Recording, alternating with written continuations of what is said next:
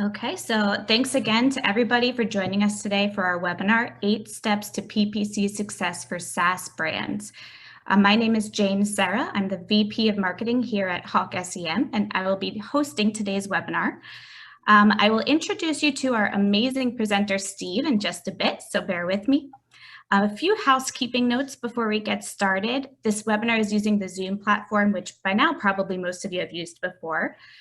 You can join audio via your computer, tablet, phone, whatever is comfortable for you, or you can dial in directly from your phone if that's easier. So you can always switch if you need to hop out.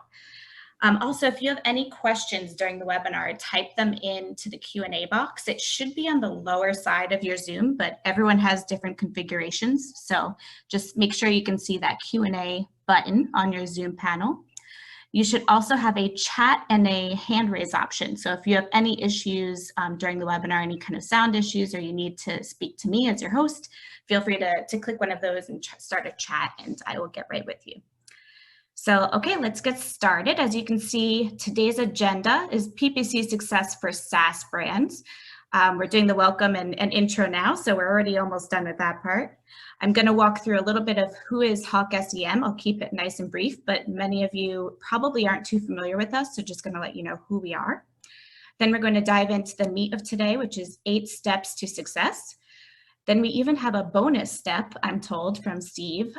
Might have to do with some paid social there.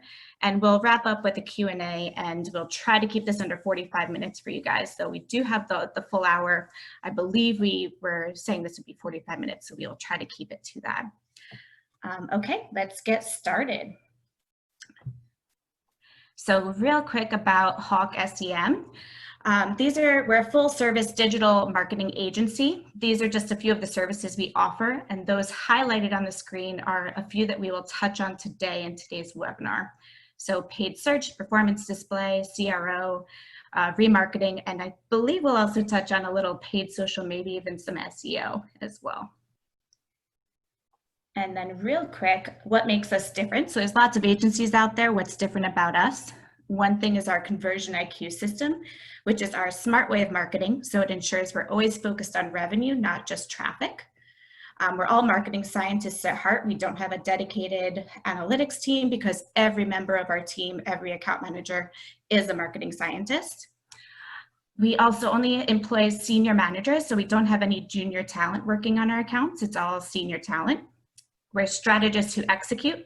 So we don't just give you a bunch of to-do lists or things that you need to do on your own. We actually execute on them for you. And of course, we focus on the human touch. So we don't just set it and forget it and then leave things running for ages. We're always iterating and testing new things on your campaign.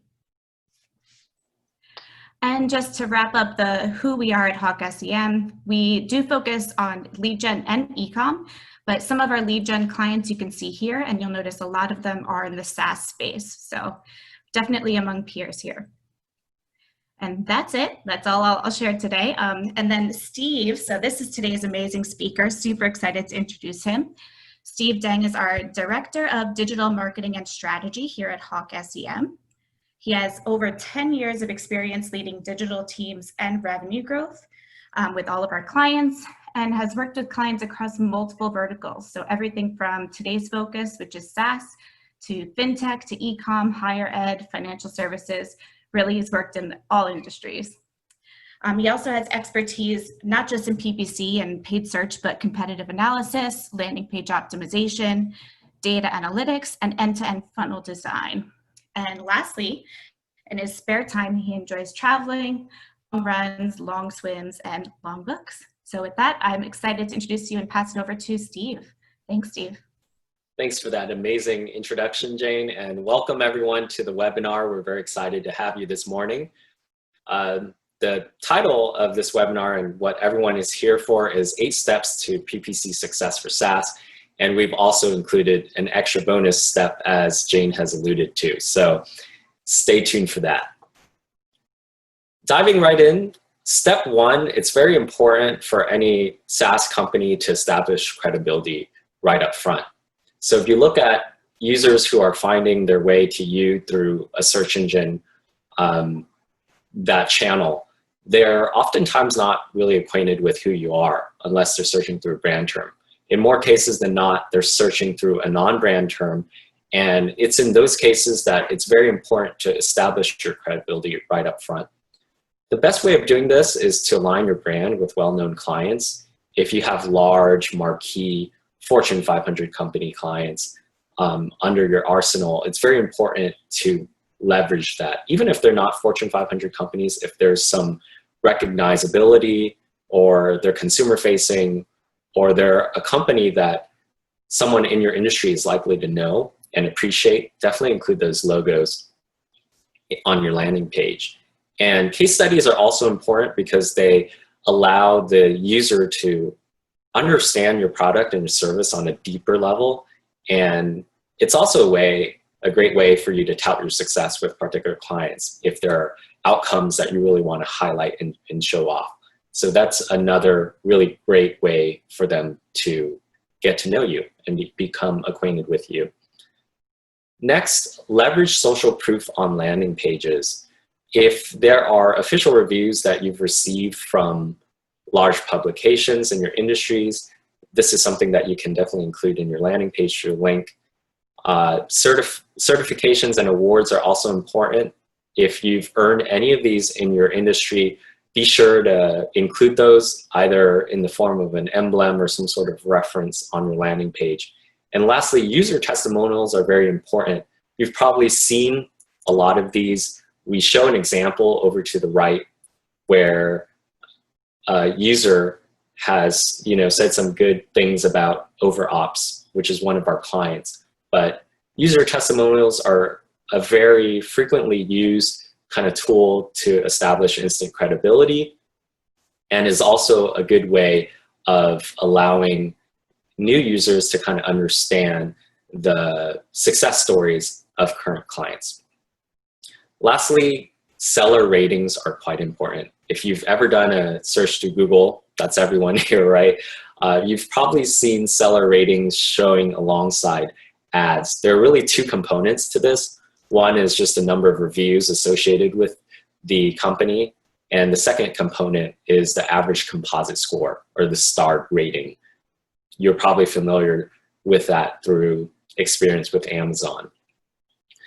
But to become eligible for seller ratings, there are really two criteria that you have to meet. The first being that you have to have at least 100 unique reviews associated with your business. And the second part is you have to have earned 3.5 stars or more. Step 2, it's important for you to do the hard work of qualifying your leads. A lot of SaaS companies come to us and they have the infrastructure in place, the CRM in place. They perfectly store and track their leads, but they don't really do the homework of following up on those leads and doing the very important task of actually rating and scoring those leads based on the value or the perceived value of those leads to them. There are really two mechanisms for scoring leads. The first is quantitative. This could be a numerical scale from 1 through 10, for instance, or even 0 to 100 if you want to get that granular. The other way of scoring your leads is simply qualitative. This could be terms that you use within your team, like low probability lead, medium probability lead, high probability lead. You're going to likely have your own terms for how you sort of qualify or think about your leads, but it's important at the end of the day, whether it be through quantitative means or qualitative means, to score your leads. The next point is to optimize your campaigns for qualified leads instead of just leads, period. This is really important because a lot of SaaS-based companies fall into the trap of seeing the conversion data inside of Google Ads itself, or the data that lives inside of Google Analytics, and simply optimizing for those conversions events. And keep in mind that a lot of times these are more intermediary goals than really the final sort of outcome that you want to optimize for. So be sure to, after you do lead scoring, to connect those leads back to your originating campaigns, ad groups, keywords, segments, devices, to make sure that you are optimizing your campaigns and allocating your budget really for the marketing elements that are really driving bottom line value instead of just the intermediary goals that we talked about, which are simply conversions or events. Also, leave emotions and personal preferences to the side. As marketers, I'm sure we rely on, there's a temptation to rely on our intuition a lot of times because obviously there's a creative aspect about our jobs. The beautiful thing about digital marketing is that it allows us to kind of put that to the side and throw that under the rug. And it gives us the opportunity to mine data that we produce through our campaigns to really see from an objective point of view what's working, what's not working. So definitely be sure to be data dependent and as objective as possible when running your campaigns, iterating on your campaigns, and increasing or decreasing budget to particular elements of your campaigns. Lastly, review your leads on a regular basis. We have a client that gives us a report every Monday, and we go through the report with them to see which campaigns, which particular keywords are actually driving bottom line business. And this is very useful feedback that we use to go back to our account and make optimizations and tweaks as necessary on a regular basis. So this is very important, and we definitely recommend that everyone do this. Continuing on, one step further than simply qualifying your leads or scoring your leads is to compute a long-term customer lifetime value computation. And this is really important because it allows you to see the exact revenue figure associated with a particular customer and then tie that back to the originating campaign or marketing initiative so that you can compute a return on ad spend. Because ultimately that's the metric that everyone should be concerned about, but not everyone goes through the work of calculating their customer lifetime value. So that's especially important, which is why we highlighted that last equation on the slide that you see here. Just to kind of elaborate on this a little bit, the first three equations are inputs that go into the customer lifetime value equation, and we kind of break down in sequence how you ultimately get to the customer lifetime value. I think a big question mark for a lot of people is what their average customer lifespan is, but if you've been in business for quite some time, you can look at your different contracts and relationships with customers to see on average how long they stay on for to compute that figure. Lastly, just looking at this screenshot here, you can see an example of our Conversion IQ dashboard. This is how we do lead scoring at our company. And you can see that we use a numerical scale here. It's a 1 through 100 scale. Now, time for a fun fact. Only 22% of businesses are actually satisfied with their conversion rates. That's quite frankly shockingly low to me, but let's do a quick poll right now to see what that number might look like among our audience today. Okay, thanks, Steve. We're going to launch the poll now. So the question is, are you happy with your current conversion rates? Let's see if we get that 22% or if it's a bit higher. And I think everyone's in a good mood this week because Thanksgiving's coming up. So let's see how we do. Give a few more seconds for some answers to come on in. Thanks everyone for voting. Okay, I'm going to wrap it up in 3, 2, 1, and I'll share the results now. It looks like majority are saying meh, they're okay. 50% say they're okay. 38% say not at all happy, and 13% say yes, I am. So those people who said yes, I am, very excited for you. Back to you, Steve. Yeah, and we're going to work hard on the rest of the deck to give you tips on exactly how to get those numbers up, so you know you're not among the 22%, hopefully.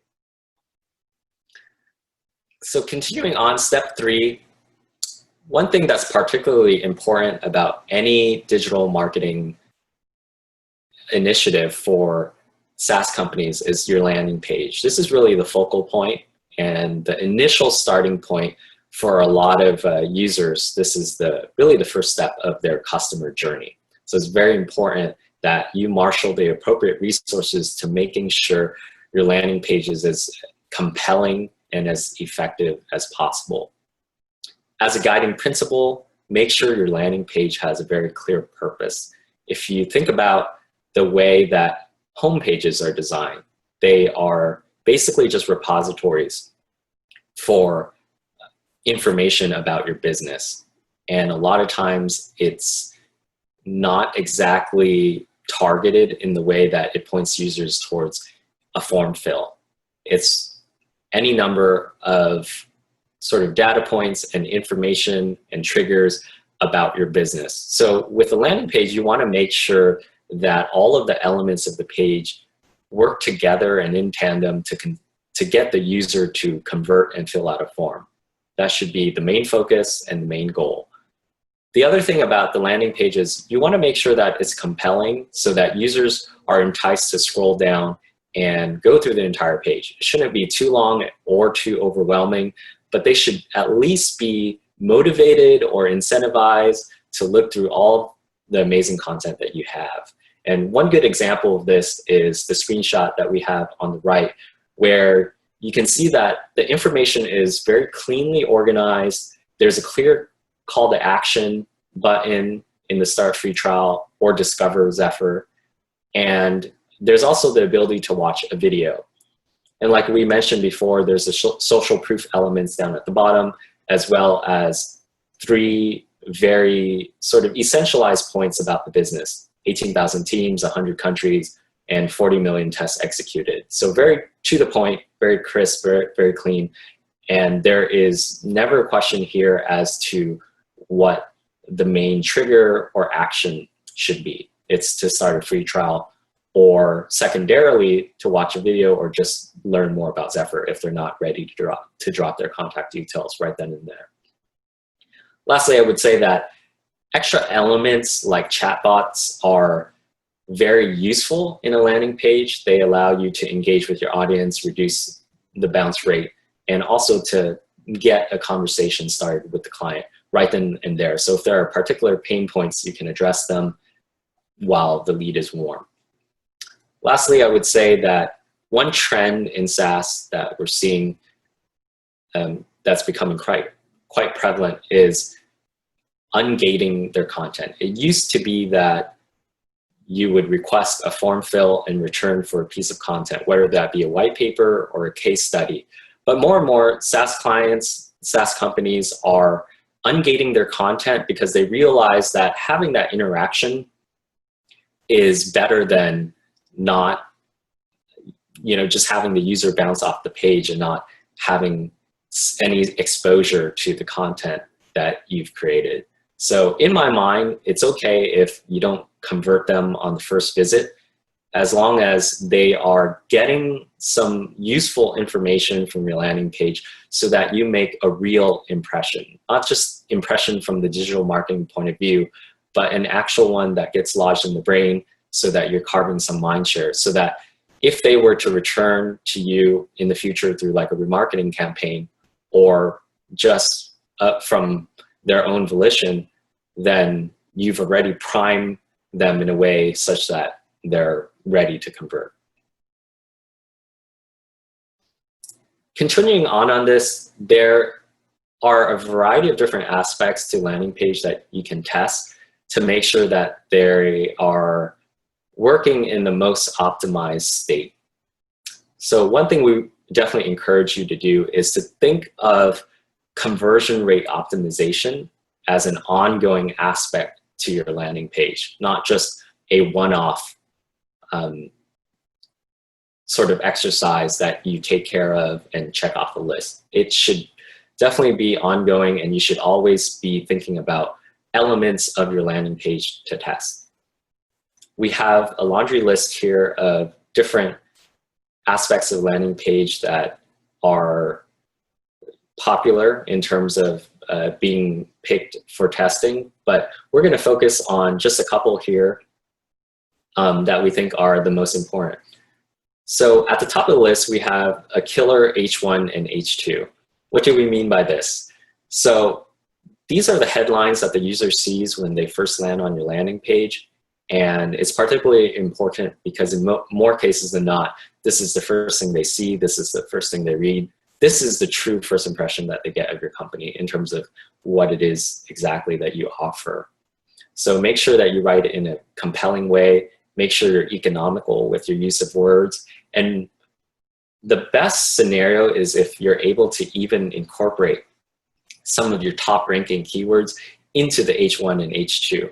And the reason for this is that you really want there to be some sort of alignment between what the user searches and the first thing that they see when they land on the landing page. So if you are offering cloud software and that's what they're searching and that's how they get to your landing page, calling that out in the H1, H2 or echoing that is probably going to be pretty effective for you. And we've seen a lot of data on how that really helps to boost the conversion rate simply by echoing their search intent.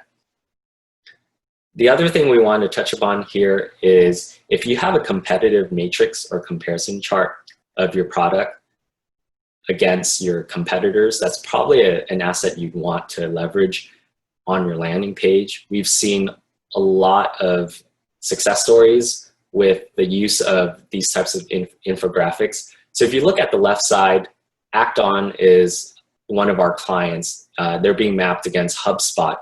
And you can see that this very cleanly and efficiently distills relevant information to the user.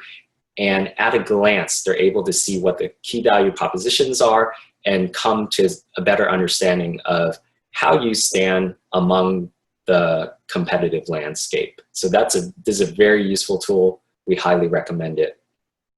One other thing you notice here, again, is the chatbot.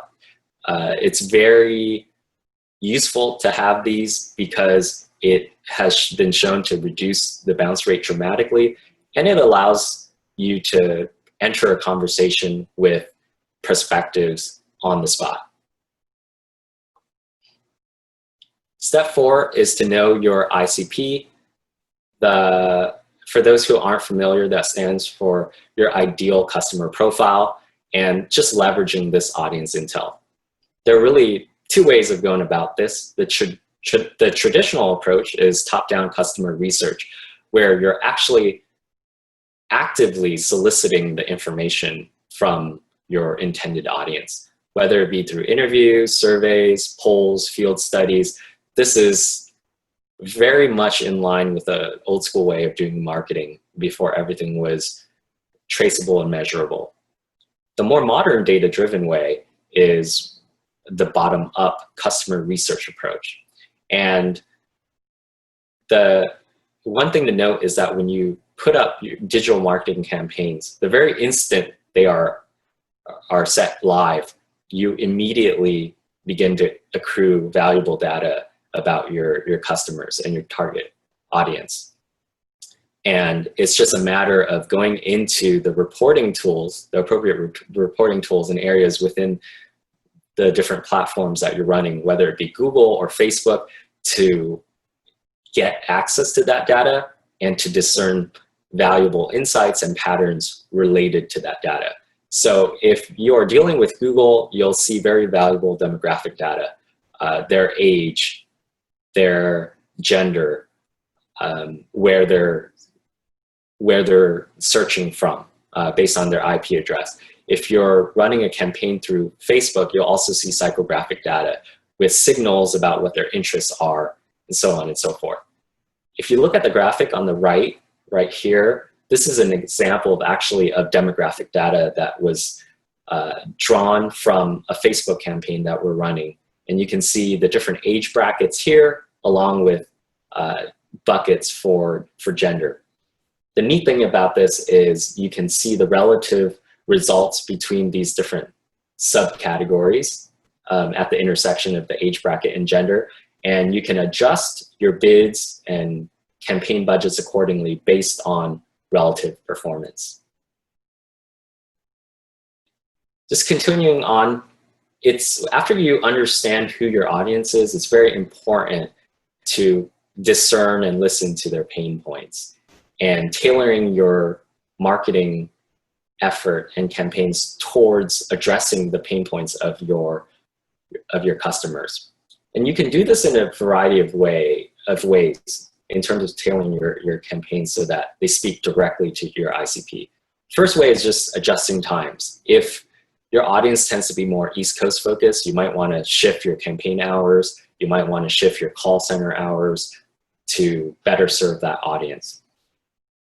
The other thing is switching up your keywords to make sure that you are canvassing and covering keywords that are being searched by your intended audience. And lastly, tailoring the actual language of your ad assets to make sure that you speak in verbiage that is familiar with and that resonates with your customers. If you run a business, if you run and operate a business with multiple customer profiles, it's very useful to do some segmentation so that campaigns are tailored to those specific audiences. Just to give you a fun example, one client that we work with is BQE Software, and they offer billing and time tracking software to different personas. What I mean by that is engineers, lawyers, accountants. These are some of their big industries that they target. And the beautiful thing here is that we've been able to see a lot of success tailoring specific campaigns for each persona with corresponding landing pages, ad copy, and remarketing banners that speak to and resonate with those particular audiences. So a lawyer searching for lawyer or law firm billing software, for instance, will see a custom tailored landing page for that particular persona for law firms, and then get corresponding banner ads that also reflect and speak to their identity. So that is a proven strategy and has been shown to dramatically improve click-through rates and conversion rates. So that's something that we definitely encourage you doing. Lastly, I would say speak at their level. For SaaS clients tend to be very sophisticated, so make sure that your ad copy reflects the sophistication of your audience. Don't dumb down anything, really. A lot of the decision makers who are shopping for services and platforms to answer their firm's pain points are technically proficient. So it's totally okay to add a bit of jargon and to kind of nerd out when it comes to presenting materials to them. Step 5, be sure to avoid tunnel vision. We can't emphasize this one enough. A lot of digital marketing for SaaS companies is not a simple A to B function, so definitely try to get rid of any linear thinking you might have. If the idea is that you can succeed by simply running a singular lead gen campaign that just captures your customer's information and then funnel that over to your sales team, that's probably not going to work in today's world. It's very important to that end to define and optimize your digital marketing initiative for multiple goals or events. So a white paper download, a case study download, a video view, these are all intermediary goals that ultimately run together towards the ultimate goal of having that customer provide information to you so that your sales team can convert that lead into business. So definitely appreciate the value that intermediary goals or events have in the SaaS space, and plan your campaigns accordingly. One other thing I should mention is the soft sell versus the hard sell. Think nurture. The hard sell refers to more of the lead gen campaign that I talked about earlier, where you have a campaign whose sole purpose is to get people to fill out a form fill. The soft sell is definitely more subtle, and it could be a remarketing campaign. It's very low touch. It's not very demanding in terms of what you're asking for the customer, but it is just a matter of engaging with them continuously and educating them with your assets.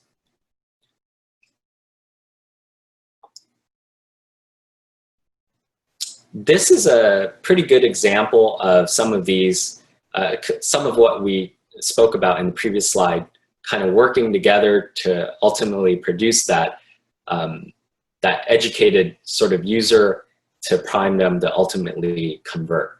But you can see at the top nav section here, they have ebooks, they have other offerings, product sheets, and videos. Basically, the idea is that digital marketing in the SaaS space should be multivariate, and it should be a little messy in terms of the customer journey. It's not exactly a clean A to B, and they might interact with your company through a video view and then an ebook download before ultimately converting, and that's totally fine. In fact, it's preferred in your space. One way of making sure that you have eyes on all of these different elements and making sure that you have a 360 view of what's happening across your different channels is just making sure you have proper attribution and conversion tracking in place. So definitely make sure that you do a good audit of your tracking pixels to make sure that everything is working properly. It's a common mistake to just assume that tracking codes are working properly. That's placing, quite frankly, a lot of trust on the developer. And a lot of times we find that an audit will uncover a lot of interesting different problems. It could be double counting, it could be a misplaced pixel, it could be an incorrect implementation of a pixel. So definitely do the job of auditing the tracking pixels that you already have in place. And again, multiple touch points is really the key to the game here.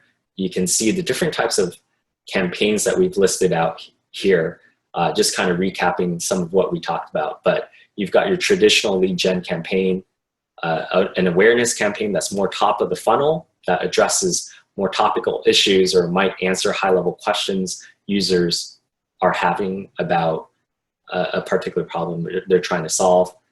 White paper campaigns, case study campaigns, these all speak to asset-based campaigns whose goal is to educate the user. Video campaigns, this can be more top of the funnel, awareness type video campaigns, or it could be remarketing based. And obviously you have your standard bread and butter display based remarketing campaigns, which should be a component of any SaaS digital marketing effort, really. Again, you can see even within the ad itself, you can see a link to additional resources being used as a site link extension. So this just really illustrates the importance of recognizing the different sort of interaction points and touch points that you could have with your customer. It's not just about driving them to the landing page. So another fun fact, only 14% of organizations say they are currently running coordinated marketing campaigns across all channels. We're curious to see what that number looks like for you guys, so we're going to run a quick poll again. Yep, thanks, Steve. Launching the poll now. The question is, do you think your cross-channel marketing efforts are coordinated? So let's see how our audience stats compare to this one here, if it's 14% or different. Okay, thanks everyone for joining in. I'll wait for a couple more folks to submit their answers. Again, do you think your cross-channel marketing efforts are coordinated right now? I love these. This is so interesting to me to see them coming in.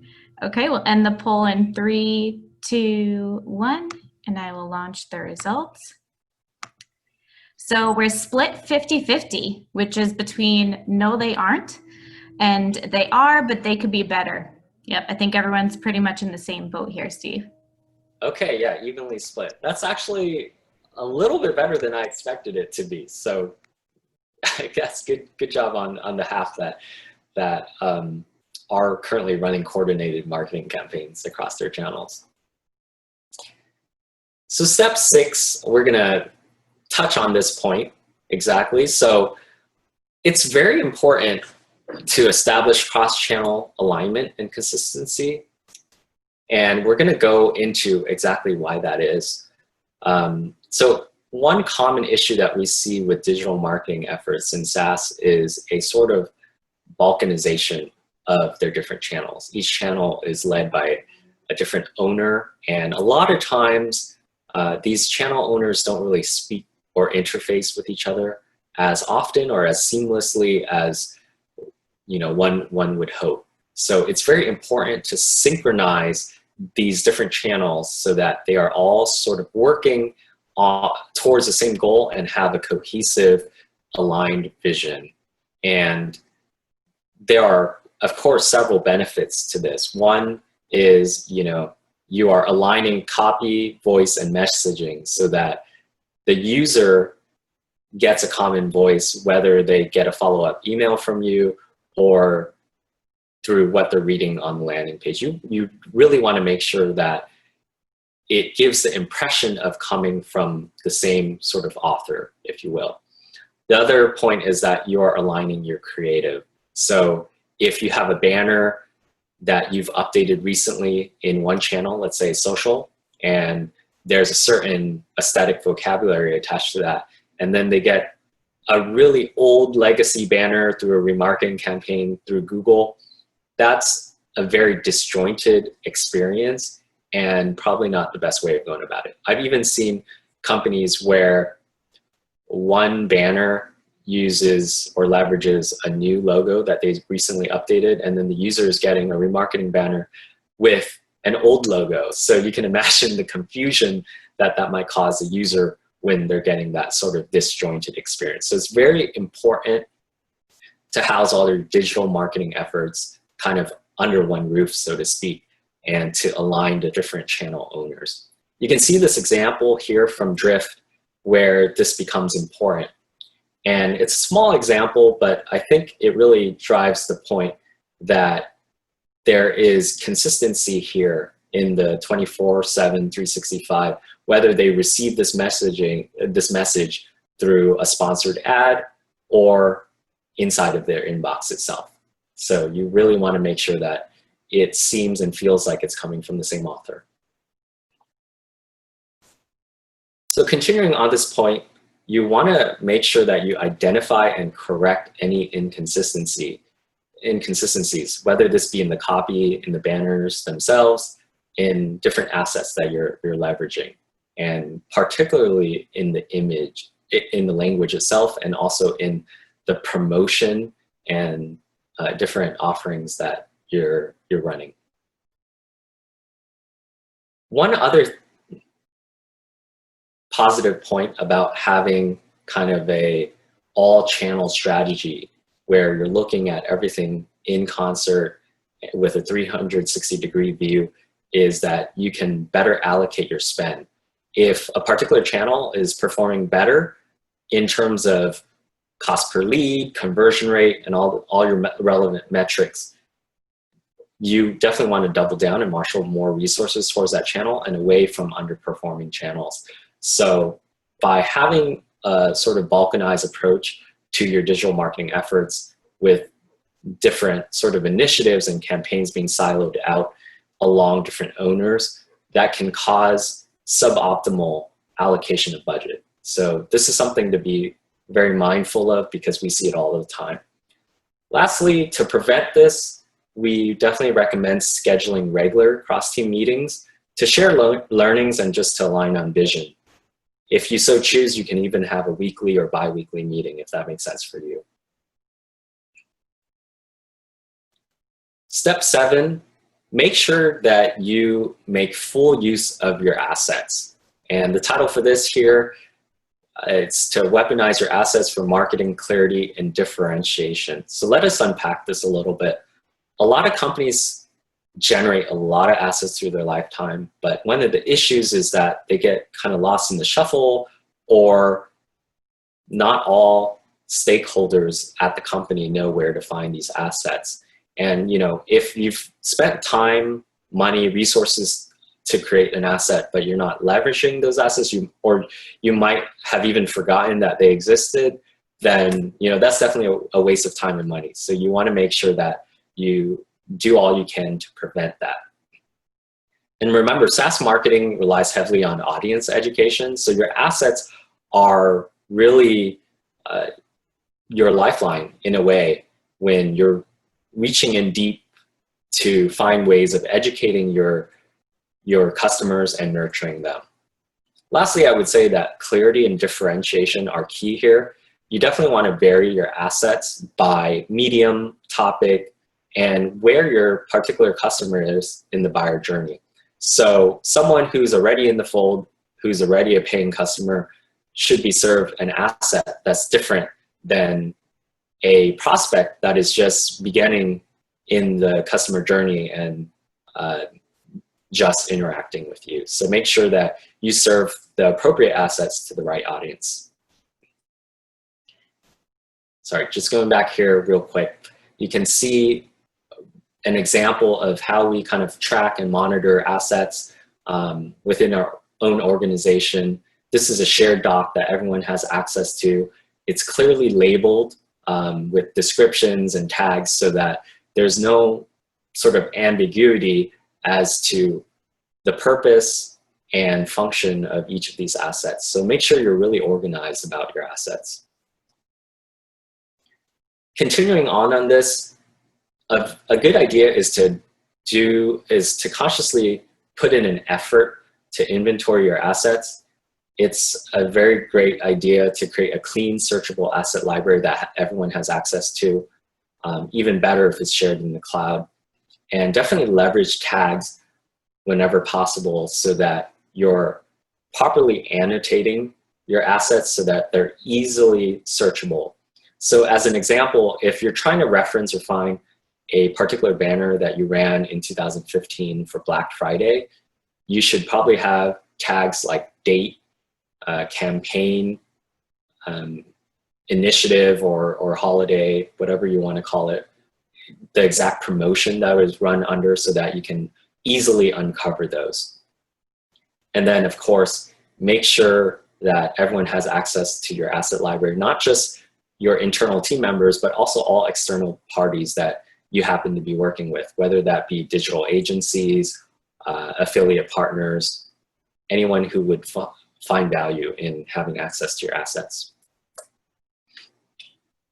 Step 8, retargeting is your friend. This is very important, especially for SaaS, because SaaS companies tend to have longer sales cycles.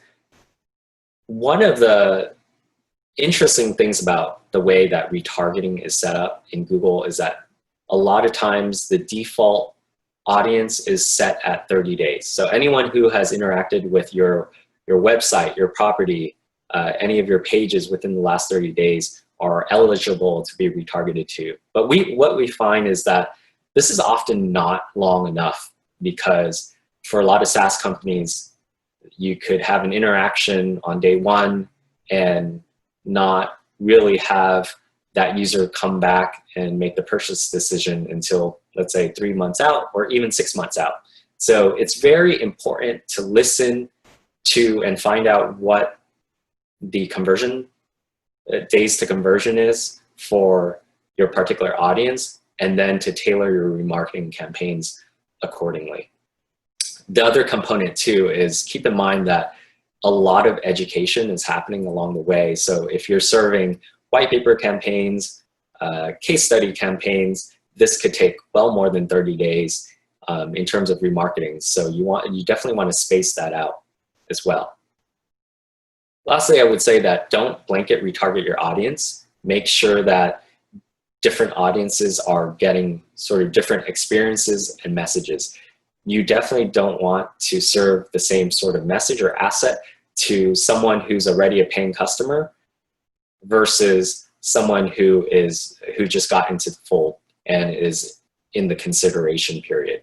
For customers who are already paying customers, you might want to serve them a message or asset or promotion related to an upsell rather than for like a new audience member that is just kind of in the consideration and shopping phase. So to this point, it's very important, again, to make sure that your tracking pixels are working properly and that you're collecting all the relevant data. So in terms of retargeting, make sure that you are placing retargeting tags from each of the different platforms. Google, Facebook, LinkedIn, they all have their own retargeting tags. So it's very important that you you place those properly. The second point here is to make sure you talk to your team to understand your customer's buyer journey, especially the length of that journey and the average conversion cycle. And the reason for this is so that you can toggle the remarketing settings so that it captures an audience within the right duration. So again, if you have a longer sort of consideration period, let's say 6 months or 9 months, you definitely want to set the remarketing list to track users within that duration.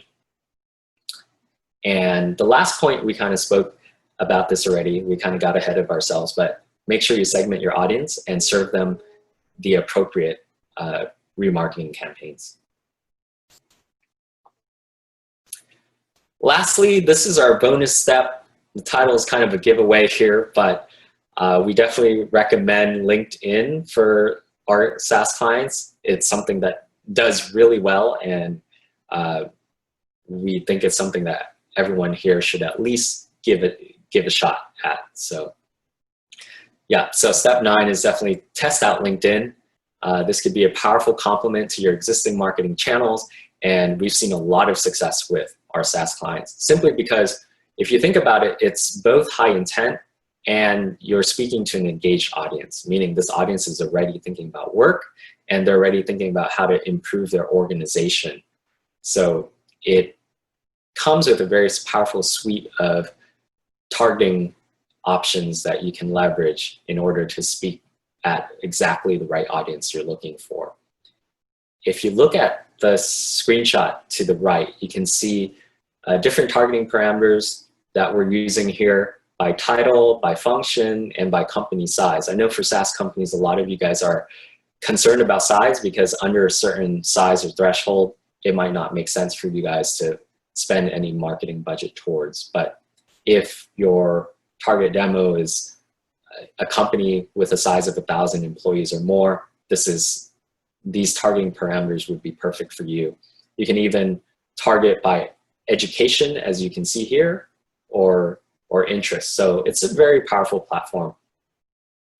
You can also see here that there are a number of different campaign types. We've listed the 2 most popular ones, but there's a whole slew of campaign types that you can leverage. We definitely recommend at least testing the sponsored content campaign type and sponsored in-mail.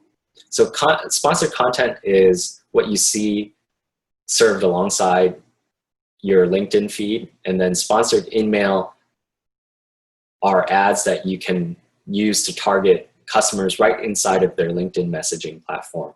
So this is pretty neat because if you get a response from them, this allows you to launch immediately into a conversation with a relevant audience.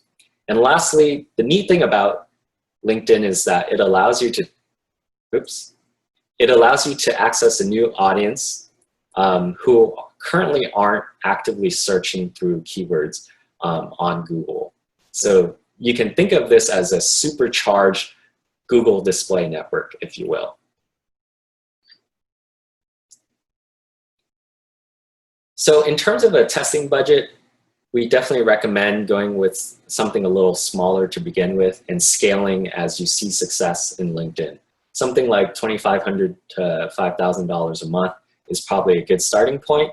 And we would recommend giving it at least 3 months, because a lot of times when you're first launching, these campaigns are still learning and you're still iterating on these campaigns yourself. So give it the due time to kind of mature and get to an optimal state before rendering a decision to either shutter LinkedIn or, hopefully more likely the case, to increase budget and scale.